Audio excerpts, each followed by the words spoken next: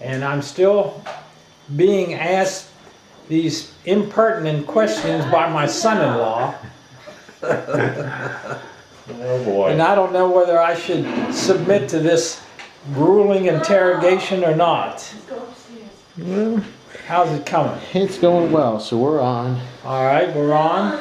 So, when we last spoke, the two of you just met. You were in Columbia.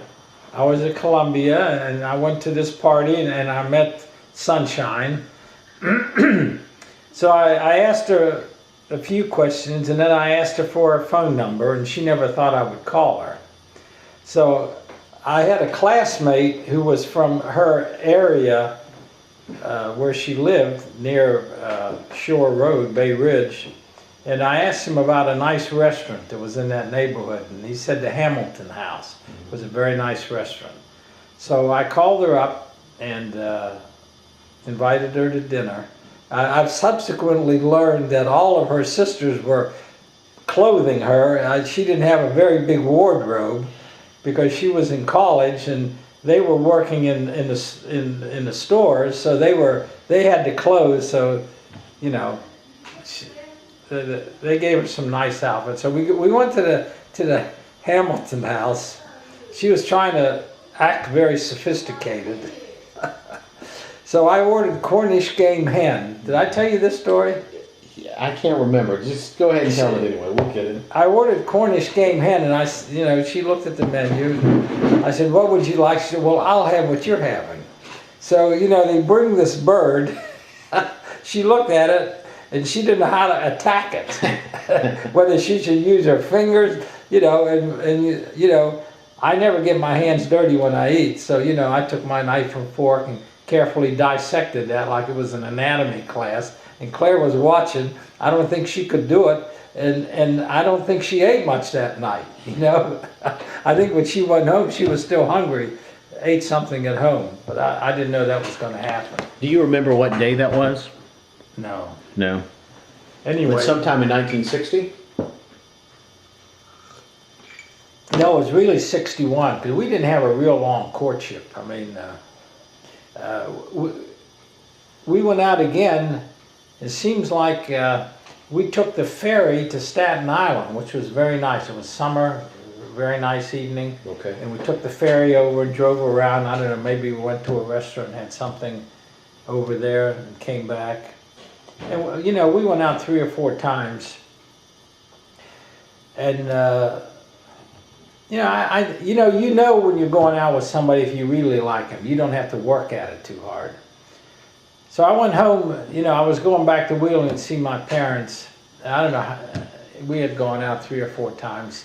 I told my father, I said, I think I met a girl that I like. And I don't know whether this is on the film or not, but my father, about a year or so earlier, had come to me and said, all you do is date different girls. Are you going to be a jitterbug Charlie all your life? Or are you ever going to settle down and get married? I said, "Oh, Daddy, I haven't met the girl I like." He said, "Well, you're getting up there in age." Now, my dad was 32 when he got married. So I was getting up pretty close to that, too. So I come home from New York and I tell my dad, "I met a girl I like."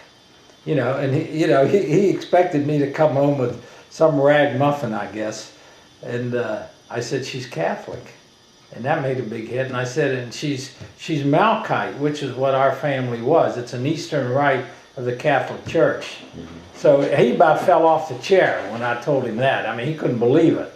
So, he thought that was great, and he encouraged me to continue going out with her. And then once or twice we drove up to Connecticut, where my sister was living, Madeline, and we had like Sunday lunch with her, and then we'd go back. And, we just dated during that period. And then I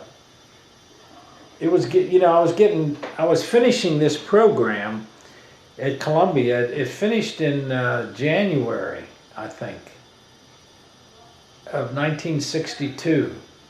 And I said to my dad, I'm gonna be finishing up, then I'm gonna be coming home.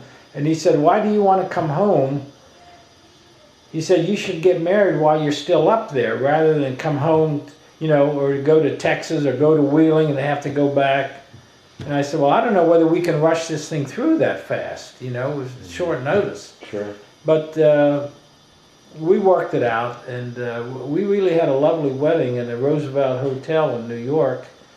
And we were married at the Church of the Virgin Mary, which was a Malkite church in Brooklyn.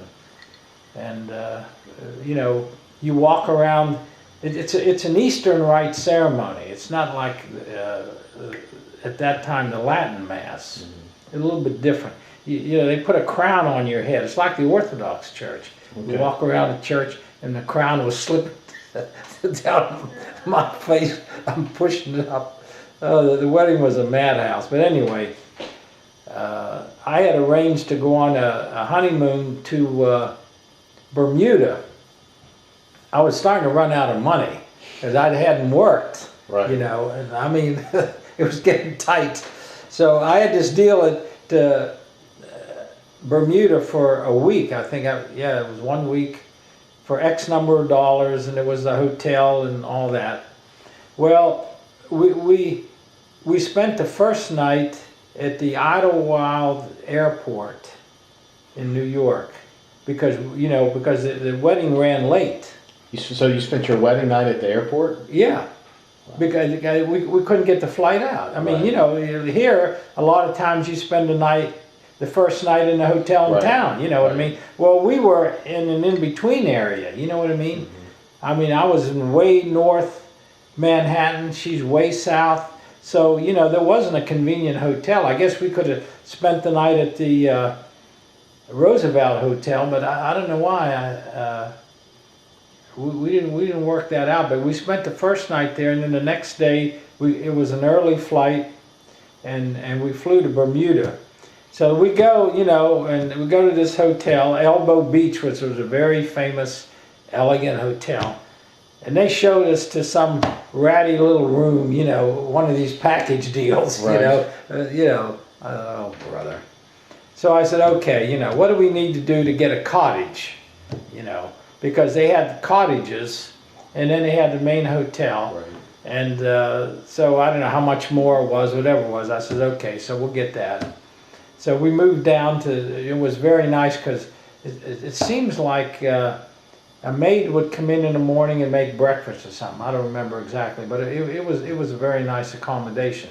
The one nice thing that they had in Bermuda at that time, I don't know if they still have it, was that all of the first class hotels had an arrangement where if anyone that you stayed in, you could have your dinner at any of the others at no charge, or you know, little or no charge. So you weren't eating in the same dining room. Okay. So we went to a different dining room every night, and it was really nice.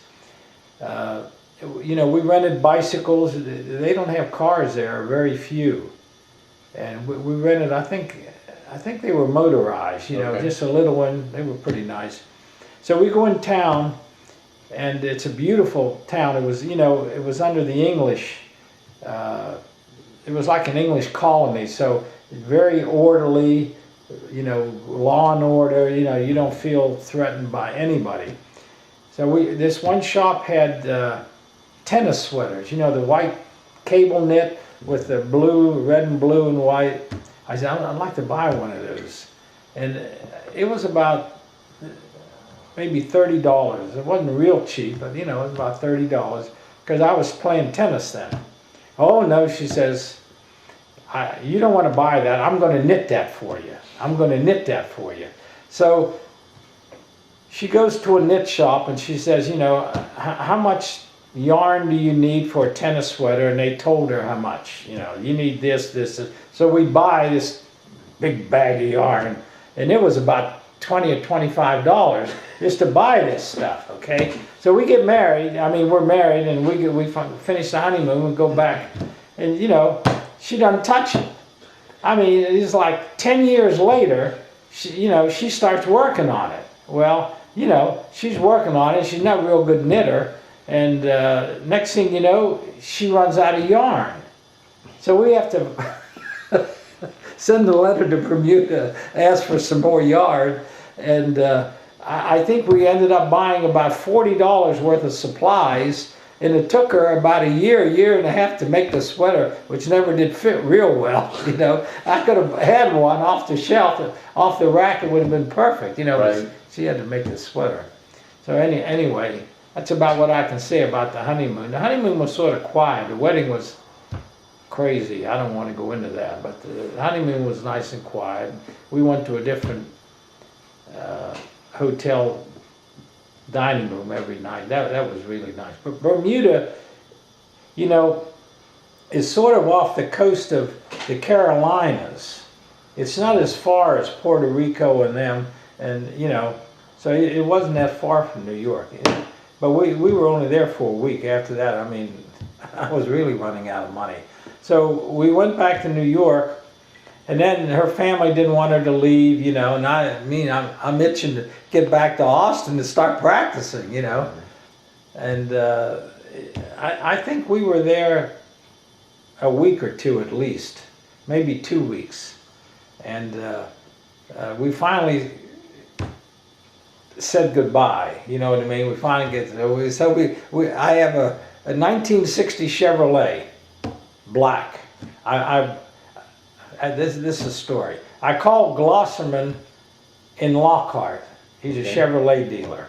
And I said, you know, this is 1960, before I go to Columbia. I said, I need a Chevrolet. He said, what do you want? 4-door sedan. I said, no air conditioning because I'm going to be going up north. I just want a radio and a heater. And he said, give me about 2 or 3 hours to see what I can find, you know. He called different dealers and he said, I got a red one and a black one. And I said, I'll take the black one. And they sent the car over with another car and, you know, like a driver, and then another car and a driver.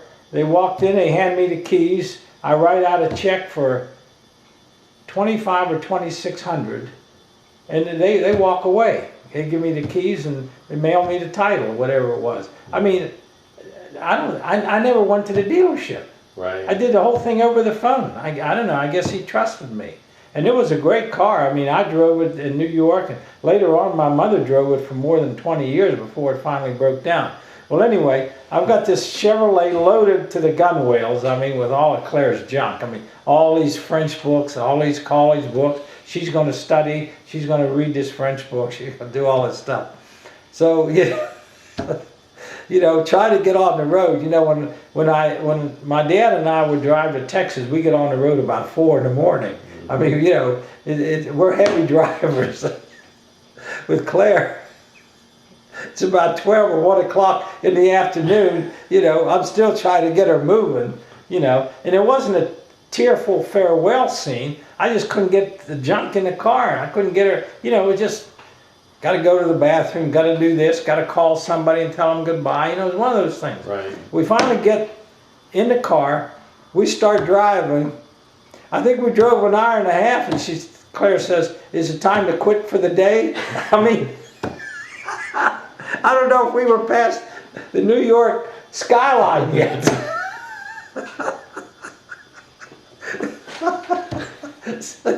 You know, my dad and I, we'd drive 500-600 miles in a day. I mean, right. It's a long drive. I think the first day we went 150 miles. And then she said she was tired, so we stopped. It took us 5 days to get here from New York. It should have taken about 2.5, you know, right. Driving. Took 5. And she said, I can drive. So, you know, I'd get tired. I put her behind the wheel. We were all over the highway. I said, that's all right, you know. That's okay, I'll try. I forget, I don't want to get killed this soon after my honeymoon. Oh boy. So this is, I don't know, this is the end of March or April. And I had, you know, when I met her family, oh, you're from Texas. What's Texas like? I said, dry. No water down there. Oh, no water down there. So I think her family really believed that Austin was in the desert. I mean, you can believe such a thing. So, you know, we drive into Austin. At that time it was spring and it was green. I mean, Austin looked beautiful. You know, we just drive in and, you know, birds are singing, the sun is out. You know, we leave New York with the snow and everything. And you know, Claire couldn't believe it. And meantime, when Cam Saroof and I lived together when Cam was in law school, we had rented the house at 2400 Bridle Path up from Aunt Mildred, you know, and it was a rented furnished house, and it was like $90 a month. Rented, furnished. Really a pretty nice little house. So anyway, Nettie got that same house for us. It was $100 a month, I think, then. And she, you know, I paid the rent for 3 or 4 months to hold it till I got down there. So we drove right to that house, and you know, we sort of moved in there up the, you know, up or down the street from Mildred, and Nettie wasn't too far away. Right. So you know, they liked that. And had Nettie or Mildred ever met your wife before? Well, they went to the wedding. Oh, they did go. Yeah, Okay. they went to the wedding, and Paula went, and Uncle went, and Nanny went, and Mother and Daddy. Okay. And Eddie George, Madeline's husband, was my best man. Okay. And then I had a couple of my classmates from Columbia in the wedding. Okay. You know, for groomsmen or whatever that is. So, I mean, that worked out all right.